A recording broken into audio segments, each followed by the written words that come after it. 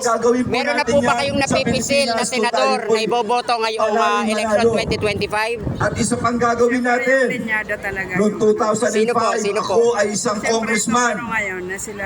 Noong 2005, Kumbaga magsosolid tumayo po ako kayo, sa magsosolid o Congress. 12-0. Pinag-uusapan noon papatawan ng tax ng buwis ang kuryente.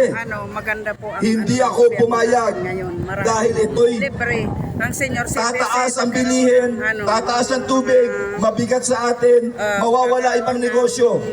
At naniniwala ako kung mawawala ang buwis na to, gagaan ang bayad ng bawat isa. Ito yung resolusyon na pinalko noong 2005. Ang mga estudyante Ngayon, 2 dekada na, 20 years.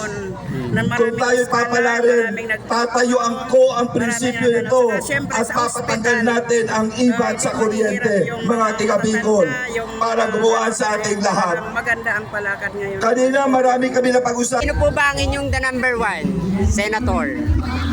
Abi Binay.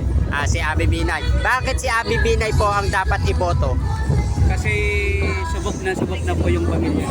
Talagang kahit sa Makati pa lang, kitang-kita na yung servisyo ng Binay.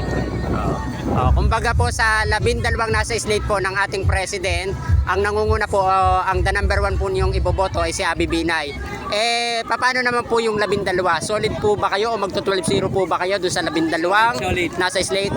Solid. Solid po. Ayan, maraming salamat po.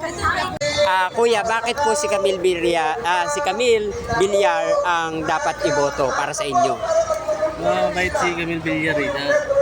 Anak ka kaya ni Manny Villar. Camille Villar. Kumbaga po si Camille Villar po yung inyong pinaka number 1. Sa buong alyansa po, ilan po ba o magto 12-0 po ba kayo sa alyansa ng Bagong Pilipinas sa slate po ni PBBM?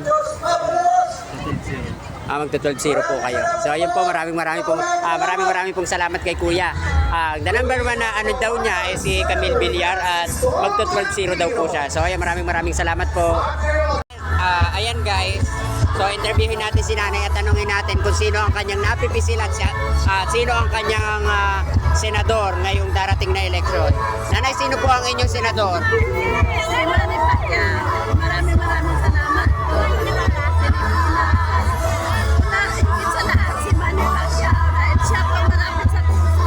Dahil pagkutin siya sa Diyos at saka matulungin din. Kaya siya maloto siya ng Philippine Post. Sa Alyansa Street. Alyansa. Straight Alyansa po kayo. Street Alyansa.